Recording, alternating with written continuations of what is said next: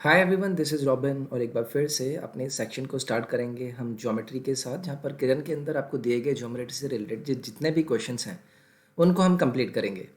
पहला पार्ट आपके सामने होगा। देखिए, आपको भी अपने क्वेश्चंस को यहाँ पर ट्राई करना है और कोशिश कीजिए कि विदाउट पेन एंड पेपर अपने क्वेश्चंस को आप आंसर कर पाएँ। जितने भी लोग मेरे से जुड़े हुए हैं, जो मुझे मैसेज करते रहते हैं, मैं उनको यही गाइड करता हूँ। और अगर आपको भी मुझसे कोई भी अपनी स्ट्रैटेजी या फिर किसी इश्यू से अगर आप फेस कर रहे हैं, तो आप भी मुझे मैसेज कर सकते हैं। अनअकैडमी की मेरी प्रोफाइल पर जाकर आप मुझे मैसेज ड्रॉप कर सकते हैं। तो मैं उन्हीं को यही सजेस्ट करता हूँ कि आप कोशिश कीजिए कि आप चीज़ों को, अगर आप एडवांस मैथ को सॉल्व कर रहे हैं, तो कोशिश ज़्यादा से ज़्यादा करें कि आप अपने दिमाग में कैलकुलेशन करने की कोशिश करें। उसके बाद जो भी नेसेसरी आपको कंडीशंस होती हैं, उसके हिसाब से अपनी जो भी सॉल्विंग मेथड है उसको फॉलो कराएं। स्टैंडर्ड वैल्यू को याद रखने की कोशिश करें। तो सेम पैटर्न पर कोशिश करेंगे। यहाँ पर मैं आपको कोशिश करूँगा चीज़ों को समझाने की उसी तरीके से। ये कुछ मेरे बारे में जानकारी। My name is robin. तो चलिए हम अपने सेशन को स्टार्ट करेंगे।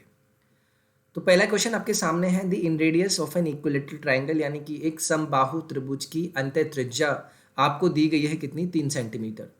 Then the length of each of it medians, आपको बताना है कि जो आपकी माध्यिका होगी उस माध्यिका की आपको लंबाई बतानी है। तो देखिए, मैंने आपसे बात करी है इक्विलेटरल ट्राइंगल की। तो देखिए, इक्विलेटरल ट्राइंगल में आपको पता है कि तीनों साइड आपकी क्या हो जाती हैं, इक्वल हो जाती हैं। मैंने आपसे पूछा क्या है, मैंने आपसे पूछा है मीडियन की हाइट बता दीजिए।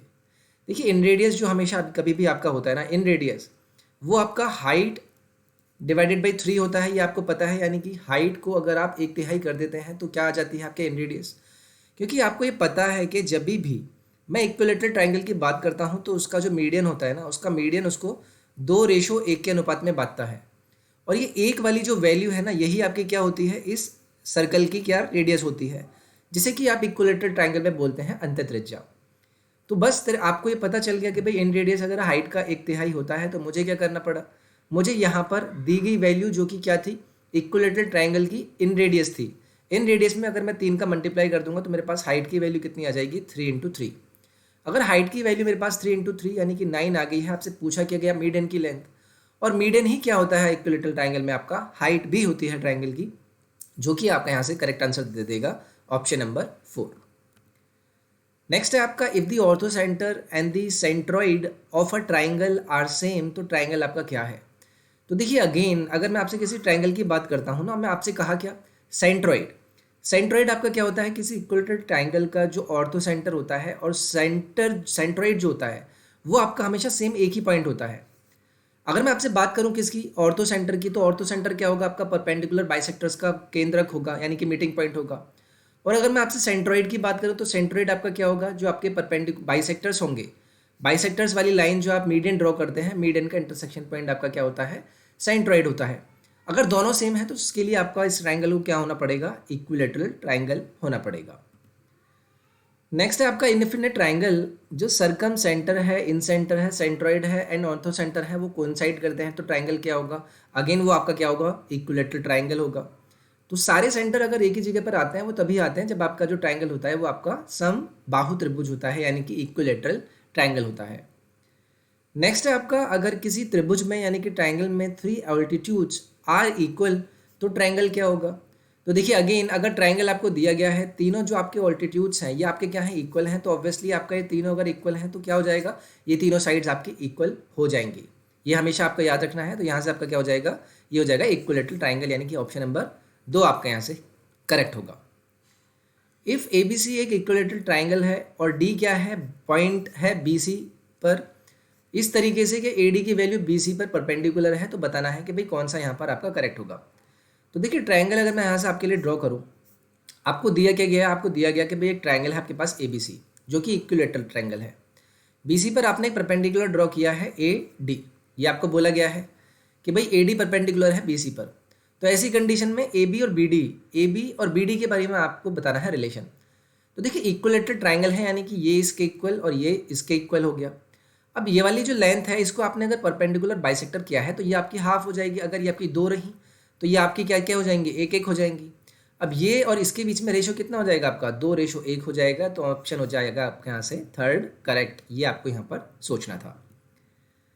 दी side Q R of an equilateral triangle P Q R को प्रोड्यूस किया गया पॉइंट एस पर इस तरीके से कि आपका क्यू आर और आर एस क्या है, इक्वल है। और पी को आपने ज्वाइन किया एस से, तो मेजरमेंट बता दीजिए आप पी एस आर की क्या होगी। क्वेश्चन आपको क्या दिया गया, यहाँ पर ड्रॉ करते हैं। ये आपको बोला गया कि ये आपका क्या हो गया, पी क्यू आर आपका यहाँ पर ट्राइंगल हो गया, ठीक है, ये आपका पी क्यू आर ट्राइंगल हो गया। अब क्यू आर को आपने ड्रॉ किया है कहाँ पर, एस तक। उसके बाद आपने बोला कि क्यू आर और आर एस आपके क्या है, इक्वल वैल्यू हैं, ठीक है, आपने ये क्वेश्चन में दिया गया है। अब आपको इन्होंने क्या बोला है, मेजरमेंट करनी है आपको पी एस आर की, यानी कि पी एस आर ये वाला जो एंगल है ना, इसकी वैल्यू आपको बतानी है। अब देखिए ये आपका जो पी क्यू आर ट्राइंगल है ये आपका क्या है, इक्विलेटरल ट्राइंगल, ओके, यानी कि ये सभी एंगल आपके कितने होंगे, 60। अगर ये 60 हो गया है और आपको पता है कि भाई क्यू आर और ये वैल्यू आपका इक्वल है, तो ऑब्वियसली ये वाला जो वैल्यू है ये भी आपका इस वैल्यू के इक्वल हो जाएगा। ये वाला ट्राइंगल जो है ये कितना हो जाएगा आपका, 120। अगर ये आपके दोनों एंगल इक्वल हैं तो ये बन गया आपका एक क्या, आइसोसेलेस ट्राइंगल, यानी कि ये वाला एंगल अगर आपका x है तो ये भी आपका x होगा, क्योंकि ये वाले दोनों एंगल आपके इक्वल होंगे, क्योंकि आपकी ये दोनों भुजा बराबर थी। तो ये वाले एंगल जो है इनका सम कितना होगा, यानी कि 2x की वैल्यू होनी चाहिए थी आपके पास 60 और x की कितनी हो जाएगी आपके पास 30, जो कि आपसे पूछी गई थी, और ऑप्शन नंबर 1 आपका यहाँ से करेक्ट हो जाएगा। नेक्स्ट है, if the circum radius of an equilateral triangle आपको दी गई है 10 सेंटीमीटर, तो मेजर बता दीजिए इन रेडियस की।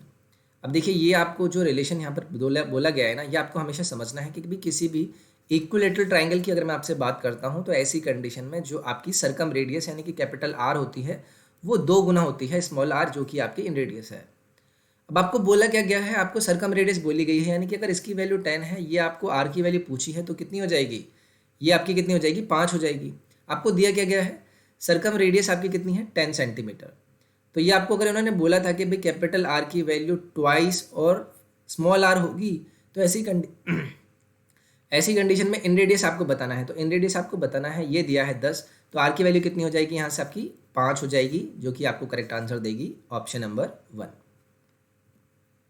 नेक्स्ट है, if the incentre of an equilateral triangle lies inside the triangle and its radius is 3 centimetre, then the side of equilateral triangle is going to be what.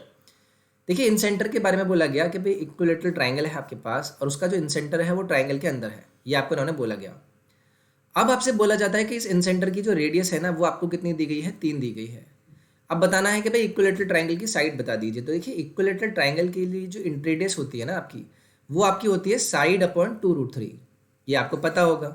अगर आपके पास side आपको बतानी है, are की value है आपके पास 3, तो एस की वैल्यू कितनी हो जाएगी, यानी कि साइड की वैल्यू 6√3, जो कि आपका यहाँ से आंसर हो जाएगा कौन सा, ऑप्शन नंबर 2। नेक्स्ट है, आपको पूछा गया है, in a triangle if orthocentre, circumcentre, incentre and centroid coincide करते हैं तो ट्राइंगल क्या होगा आपका, इक्विलेटरल ट्राइंगल हो गया। ये तो आपको पता चल गया था पहले ही। इफ एबीसी क्या है आपका, इक्विलेटरल ट्राइंगल है, P Q are respectively denote करते हैं मिडल पॉइंट्स किसका, ए बी बी सी और सी ए का। तो बताना है कि भाई इनमें से जो वैल्यू आपको दी गई हैं करेक्ट आपकी क्या होंगी। तो देखिए ए बी सी के बारे में बात कर लेते हैं। ये हो गया आपका ए, ये हो गया बी और ये हो गया C. P Q R A B, यहाँ हो गया पी, बी सी ये क्यू और ये हो गया आपका आर, ये हो गए इनके मिड पॉइंट्स। तो आपको बताना है कि जो भी ऑप्शन आपको यहाँ पर दिया गया है बता दीजिए कि उनमें से कौन सा सही होगा। P Q are must be N equilateral triangle. अगर मैं पी क्यू आर को यहाँ पर ज्वाइन कर दूँ तो क्या इक्विलेटरल ट्राइंगल हो गया, बिल्कुल इक्विलेटरल ट्राइंगल हो गया।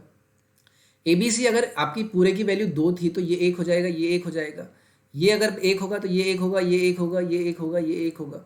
लेकिन एंगल भी साथ में देखेंगे कि जो एंगल वैल्यू आप बना रहे हैं ना, ये आपका 60 हो गया, ये 60 हो गया, तो ऑब्वियसली ये भी 60 होगा, ये भी 60 होगा, यानी कि जो ट्राइंगल आपका अंदर पी क्यू आर इनके मिड पॉइंट से मिलाकर बना है ना, वो भी आपका एक इक्विलेटरल ट्राइंगल ही हो गया।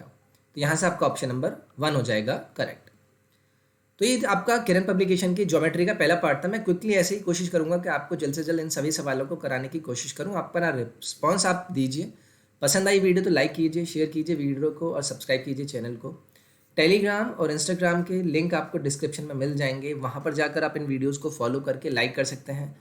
जो भी नोटिफिकेशंस आपको आते रहते हैं उन्हें आप वहाँ पर देखिए, वीडियो अपडेट्स आपको वहाँ पर मिलती रहती हैं। और इसके साथ साथ अनअकैडमी पर काफ़ी सारे बैचेज आपके चल रहे हैं, जिसमें कि आपका एसएससी सीजीएल प्रीलिम्स आपको टारगेट करते हैं, मेंस आपका टारगेटेड है, या फिर अभिनय शर्मा जैसे एजुकेटर्स आपके साथ वहाँ पर जुड़े हुए हैं।